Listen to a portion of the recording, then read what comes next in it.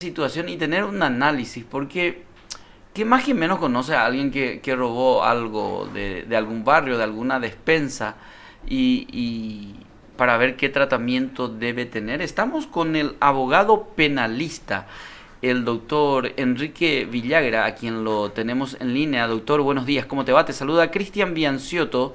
Estamos con Néstor Castillo en los estudios de Oviedo Press Multimedios para Radio Mundo Sol. Buenos días.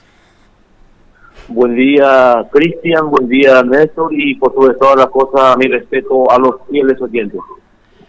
Doctor, este caso del ciudadano argentino quien intentó robar un pedazo de carne que cuesta 100.000 guaraníes, una fiscal solicita su prisión, una juez concede la prisión, y aquí Néstor me estaba explicando a través de un lenguaje más técnico, que es un caso bagatelario, que te pido por favor nos explique y también hagas un poco tu consideración sobre esta decisión judicial muy rápida sobre estos casos, doctor.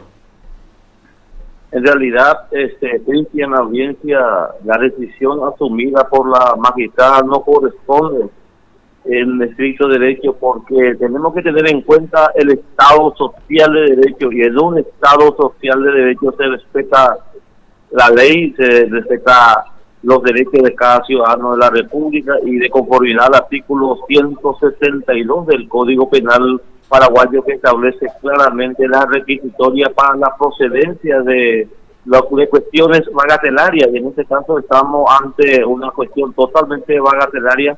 La magistrada desconoce la ley, también la agente fiscal ha solicitado la prisión preventiva, no corresponde porque no supera la requisitoria exigida por el mencionado artículo, que debe de superar los 10 jornales, y nosotros tenemos que tener en cuenta el jornal mínimo, supera más o menos, está por los 100.000 guaraníes, y acá estamos hablando de un daño patrimonial de 100.000 guaraníes, y entonces no corresponde el estricto derecho para que se pueda aplicar esa medida tan drástica que es la prisión preventiva. También se le podía buscar otra salida de alternativa a la prisión, en vez de estar enviándole a la persona a la penitenciaría, porque tenemos que tener en cuenta lo establecido en la ley 6.350/2019, que modifica y deroga a la ley 4431/11. Esa ley fue puesta en vigencia a los efectos de evitar el abuso excesivo de la prisión preventiva. De igual forma, la acordada número 1511/2021 también establece la excepcionalidad de la prisión preventiva, y que la misma regla lo establece, que el imputado tiene el derecho de litigar en libertad, y que la prisión preventiva es de última instancia en concordancia con el artículo 19 de la Constitución Nacional. Para mí es una decisión totalmente injusta y merece ser denunciada a esta magistrada por desconocimiento de la ley, mi querido presidente. Ambas magistradas, en este caso, tanto fiscal como jueza de garantías. Doctor, buen día. Buen día, Néstor, y por sobre todas las cosas, el órgano investigador por excelencia es el Ministerio Público, que le representa a la sociedad, pero también como parte de la administración de justicia y encargada de administrar justicia e investigar, también nos corresponde la solicitud que la misma ha realizado. Pero acá tenemos que tener en cuenta lo establecido en el artículo 282 del Código Procesal Penal, que establece claramente el control jurisdiccional a los efectos de garantizar el debido proceso, y esa es la función natural del juzgado penal de garantía, doctor Néstor. Entonces, en esas circunstancias se han observado totalmente los derechos y la garantía, y lo que dice la Constitución de la República del Paraguay, en especial el artículo 172 del Código Penal paraguayo, Néstor. Ahora, esto siquiera se encuadra dentro de lo que puede ser considerado un hecho tipificado como crimen, doctor, donde sí necesariamente se aplica la prisión preventiva. Esto, en su expectativa de pena, siquiera raya la necesidad de aplicar una medida tan drástica como es la prisión para el sometimiento de esta persona por robar un pedazo de carne de 100.000 guaraníes. Y en realidad eso es lo que es mencionado, no corresponde porque tenemos que tener en cuenta la cuantía y el valor de la supuesta mercancía que se intentó robar, que se intentó hurtar. En este caso, entonces, no se ha violentado ningún tipo de candado ni cerradura para que se pueda convertir en hurto mucho menos agravado. Entonces, también el fiscal debe ser objetivo en su actuación. Al artículo 54 del Código Procesal Penal le exige a los investigadores a respetar el principio de objetividad, respetando por sobre todas las cosas los elementos de cargo y de descargo. Y entonces también la magistrada en este caso nos ha imprimido trámites en relación al artículo 282 del Código Procesal Penal. Ahora, autor, ¿por qué se dan este tipo de casos en nuestra justicia? Y te pregunto, no quizá porque tengas un conocimiento acabado de la causa en sí, no estás como una de las partes, pero ¿por qué se da? ¿Es para el efecto de buscar supuestamente dar un mensaje con esto y que la gente se abstenga de cometer este tipo de ilícitos? Porque si fuese ese el caso, también uno podría decir, Jamba, Erigola, fulano es tal funcionario público, oñehendú, oyecuala, o mondajahuela institución, o cambia joga y vehículo cacuaguazú, pero no punui las cárceles, sin embargo, tenía 100.000 episodios, oyo, o mondá, oye, verajata cárcel. ¿Cuál es el mensaje detrás de esto? O es absolutamente errado querer enviar un mensaje con este tipo de procesamientos judiciales, doctor? Por eso siempre, mi querido Néstor, y con el debido respeto a la audiencia, siempre digo de que el artículo 46 del Código de la Constitución Nacional es una letra muerta en la Constitución de la República del Paraguay, el fecha 20 de junio del año 1992. Establece claramente la igualdad de la persona. Estamos ante una desigualdad total en cuanto a la aplicación de la ley, en cuanto a la resolución, porque hay gente que ha robado 57.000 millones de guaraníes aquí en la municipalidad de Pueblo de los Ríos y ni siquiera ha investigado, pero sin embargo una persona que intentó hurtar 100.000 guaraníes es enviado a prisión preventiva. Entonces no existe la igualdad, existe la desigualdad totalmente en cuanto a la administración de justicia. Por eso siempre digo de que la igualdad en cuanto a la ley, en cuanto a la aplicación correcta, nunca ha existido, porque una persona pobre, al no tener arraigo suficiente, directamente es enviado a la prisión preventiva, pero sin embargo una persona que ha robado 57.000 millones de guaraníes, que posee suficiente arraigo, familia, casa, título de propiedad, casa, no se le envía a prisión porque demuestra de que efectivamente posee arraigo de conformidad a lo establecido en el artículo 242, 243 y 244 del Código Procesal Penal en cuanto al peligro de fuga, obstrucción y como sí mismo el arraigo. Pero ¿de qué igualdad estamos hablando? Es una letra muerta, el artículo 46 de la Constitución, lastimosamente, mi querido Néstor. Y por lo mismo también llevar al jurado de enjuiciamiento quizás sea una alternativa procesal, pero el riesgo está ahí para mucha otra gente en similar situación, doctor. La justicia no se aplica aparentemente con la equidad de vida para todos los ciudadanos de la República. Así es, o sea, la maicela y a la gente al año de todas la biólogo y poisape siempre o soy o ya o maquilla jamás ya confía que la justicia y pueden que la justicia el trabajo pues cuando mandó cárcel por 100.000 o intentas abuelo mandar hasta la mensaje de policía de que para que podamos volver a confiar por la institucionalidad del Poder Judicial, pero una vergüenza la decisión asumida por esta magistrada, porque no corresponde, debería de renunciar a su cargo y leer lo que establece el artículo 172 del Código Penal paraguayo. Lastimosamente, gente no había preparado ya ante el Poder Judicial y constituye un peligro para la democracia, mi querido Néstor. Anchagua magistrado, pero amo Paraguay, pente oñita y coñan de sistema IP oña y ñan de circunscripción, rupi, doctor. La magistrado y cuál es la ley, porque el de Gore Majela Wendy Jareñimón que está primeramente Jaín debe a consultamita, a por dinamita, a por anduta, a hecha papel que tú vas a resolver. El juez es órgano de decisión, no de opinión ni de consulta, mi querido Néstor. Entonces, lastimosamente, y en Bella Huereco, jueces que no están preparados para ejercer la magistratura. Sea la preocupación para que podamos volver a confiar por la justicia, por la institucionalidad del Poder Judicial. Debe ser nombrados gente probos, inteligente y con un buen antecedente para una buena administración de justicia. Necesitamos urgentemente cambios profundos en el Poder Judicial porque no podemos estar sosteniéndole a gente analfabeto funcional al servicio del sistema. Cintia Lovera no es la misma que estaba en el caso Cucho, doctor, discúlpame. No, ella no intervino. Seguramente en algunos casos por inhibición o por recusación intervino, pero ella no fue la jueza natural. Alicia Pedroso siempre estuvo enfrente del caso Reinaldo Cabañez. Ahora, doctor, ¿qué se hace? Porque tampoco queremos dar la sensación de que la gente ahora tenga que tener libertad de robar cosas que tenga valor menor a 10 jornales y que queden impunes. ¿Qué se hace en estos casos?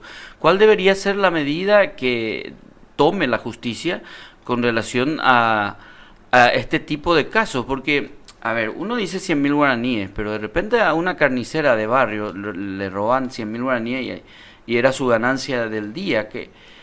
¿Cuál es la atribución que tiene la justicia para determinar alguna medida contra gente que hace este tipo de robo?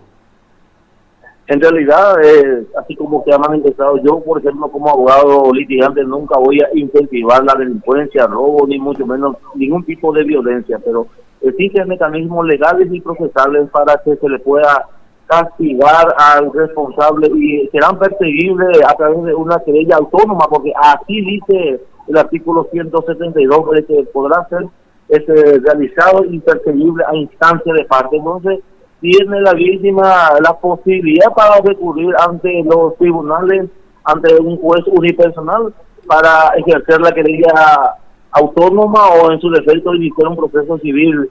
Pero en este caso en concreto del ciudadano argentino, ¿por qué no se le imprimió trámite de difusión para que se le pueda enviar directamente a su país? Porque demostró inconducta, entonces al demostrar inconducta bien se podía realizar el trámite de difusión, pero no enviarle a la prisión porque está demasiado lleno ya hoy día la prisión y se abusa siempre con la prisión preventiva en eso.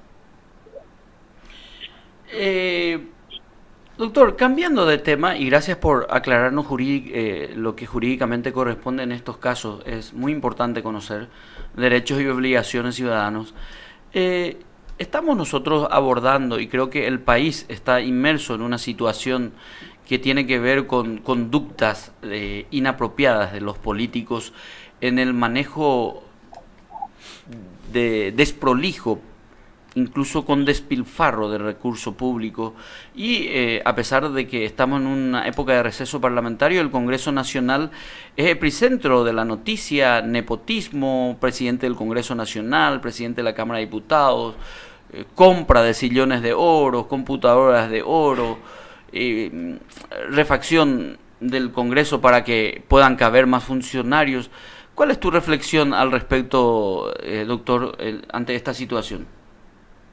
Por sobre todas las cosas, el representante del Ministerio Público tiene la obligación genuina de investigar los hechos antijurídicos y especialmente el nepotismo, porque la ley es dura, pero es ley y se debe investigar. Ellos no pueden estar exentos de una responsabilidad personal por sobre todas las cosas, y en esta situación difícil que hoy día estamos viviendo, de las enfermedades, muertes en hospitales, necesidad extrema, pero sin embargo se planifica para ampliar el Congreso, para que no hay necesidad siquiera, porque en realidad ahí existe cualquier cantidad de nepotismo y debe ser enjuiciado, y por sobre todas las cosas debe de ser desaforado para que los responsables sean también llevados al banquillo de acusados, porque constituye una verdadera vergüenza. No corresponde bajo ningún punto de vista jurídico de que se estén utilizando tráfico de influencia, porque el Tribunal de Apelaciones de la República del Paraguay, especial de la capital, ha sentado posturas, cuáles son las requisitorias para que la procedencia del tráfico de influencia y debe ser promovida por un funcionario de un cargo relevante y que tenga posibilidad para que pueda influir en ciertas decisiones. Y encuadra en eso lo del senador Beto Velar. Tráfico de influencia, nepotismo, y por sobre todas las cosas debe ser investigado profundamente, porque un bachiller que ha terminado su sexto curso no puede estar hablando de idoneidad, Néstor. No puede de ninguna manera hablar de idoneidad y que tenga que percibir un sueldo de 13 millones de guaraníes, 9 millones de guaraníes, 25 millones de guaraníes, sin respetar el concurso, ni mucho menos el trámite, concurso de oposición para que pueda ser para que pueda ocupar el cargo. Entonces tenemos que los fiscales deben tomar cierta responsabilidad y con mucha seriedad y llevarlo al banquillo de acusado, al responsable, a los que utilizan de acuerdo a su antojo su cargo para el tráfico de influencia. Es grave, y en un Estado social de derecho que nosotros adoptamos se debe investigar. Nadie puede estar exento de una investigación. ¿Y por qué solamente al que roba carne se le va a enviar a prisión preventiva y sin embargo que roba al pueblo, que le roba a la gente, no son enviados a la penitenciaría? Merecen ser investigados y llevados al banquillo de acusados. Llámese presidente del Congreso, cualquier diputado o senador, sin ningún tipo de distinción, para que se les pueda también enjuiciar. Porque a un ciudadano común como nosotros podemos ser investigados, también ellos tienen que ser investigados, y los fueros parlamentarios, los fueros del Congreso que ellos tienen, solamente para que pueda cumplir su función legislativa y no para estar robando al pueblo. Ahora, doctor, ¿encuadra dentro de esta descripción de hecho punible la conducta desarrollada, por ejemplo? Y voy a poner el ejemplo nomás, primero porque es la autoridad mayor en el Congreso Nacional y segundo porque es ovetense, lo de Silvio Beto Velar.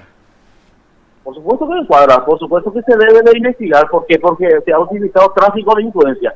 Claramente lo establece. Entonces el fiscal tiene que investigar. Ya existe una denuncia penal por parte de una abogada y como sí mismo de parte de la abogada Esther Roa, para que la representante o el representante del Ministerio Público pueda realizar una profunda investigación sobre el caso y merece ser investigada. Y la conducta de la clase política, doctor, se ha perdido totalmente la vergüenza. Hoy, con lo que se ve, se escucha, está comprobado, corroborado, la ley de acceso a la función pública así lo demuestra. Habiendo tantas necesidades, la gente espera que haya una línea de conducta mucho más consciente con las necesidades del pueblo, las necesidades de la gente. Y aquí en nuestro propio departamento, inclusive volviendo al caso del presidente del Congreso de la Nación, él trataba de instalar ciudadanos de primera y ciudadanos de segunda, aludiendo que las escuelas de Tembiaponá son las escuelas del fondo, pudiendo de otra manera contribuir a mejorar ese estado de cosas. Doctor, ¿y cuál sería la actitud de la gente ante todo esto? Ojalá vaya para actuar o podemos allí elecciones a ojo y votar en Chaguá legislador, doctor. En realidad la clase política está muy desprestigiada, mi querido Néstor, la audiencia, porque no han cumplido su compromiso electoral. Se aparta totalmente, él ni siquiera han mencionado de que iba a realizar nombramiento de su hijo, de sus familiares, de su esposo o de su esposa ante un cargo de muy importante remuneración, pero sin embargo al ocupar el cargo ya empiezan a nombrar. No son compromisos políticos ni mucho menos electorales que ellos han realizado antes de ocupar el cargo. Por eso digo que es una verdadera vergüenza, y ojalá que la gente piense y que la gente decida en el momento de sufragar y que no venda mala conciencia, porque lastimosamente la compra-venta de conciencia nos lleva a esta situación de pobreza, de miseria, de muerte en los hospitales. Eso es lo que es grave. Entonces la gente debe de cambiar la postura, no vender su conciencia por 100, 200 mil guaraníes a estos políticos que en realidad verdaderamente están para robar al pueblo y no para servir al pueblo. Se sirven del pueblo porque supuestamente son autoridades, pero no son autoridades, son administradores públicos, porque todo tipo de autoridades proviene de Dios.